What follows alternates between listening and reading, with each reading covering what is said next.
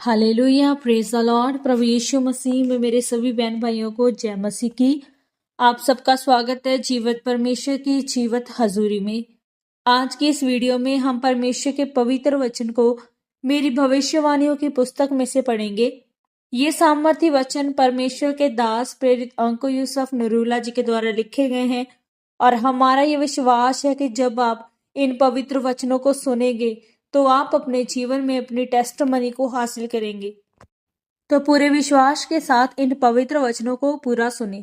आज का सामर्थी वचन, पवित्र आत्मा से भरे रहें।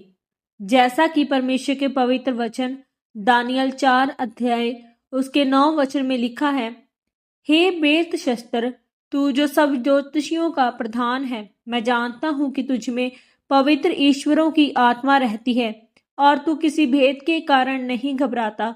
इसीलिए जो मैं स्वप्न में देखा उसे फल समेत मुझे बताकर समझा दे।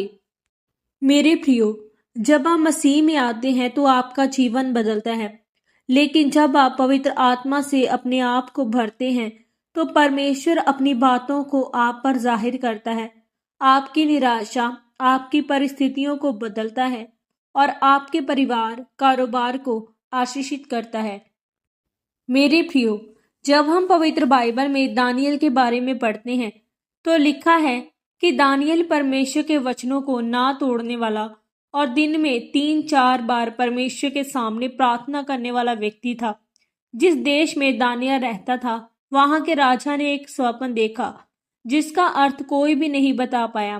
तब उस देश के राजा ने दानियल को बुलाया कि वह उसके स्वप्न का अर्थ फल समेत बताए। पवित्र बाइबल बताती है कि दानियल में पवित्र ईश्वरों का आत्मा रहता था और यही पवित्र आत्मा था जिसने दानियल पर राजा के स्वप्न का अर्थ जाहिर किया। मेरे प्रियो, जब आप अपने आप को पवित्र आत्मा से भरते हैं तो आप निराश नहीं होते बल्कि सफल होते हैं। वह काम पूरा करते हैं जिसके लिए परमेश्वर ने आपको चुना है। दानियल भी पवित्र आत्मा से भरा हुआ व्यक्ति था और इसी कारण वह राजा के स्वप्न का अर्थ बता पाता था। वह हर रोज प्रार्थना करता था, अपने आप को पवित्र आत्मा से भरता था।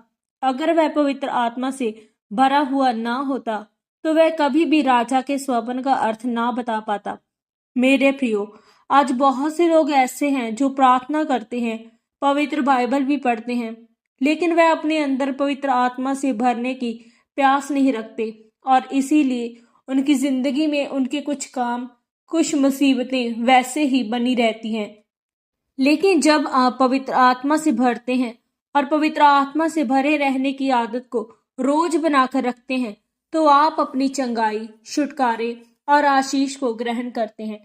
जैसे दानियल ने अपनी प्रार्थना करने और पवित्र आत्मा से भरे रहने की आदत को बनाकर रखा और फिर परमेश्वर ने अपने भेदों को उस पर जाहिर किया और उसे ऊंचा किया।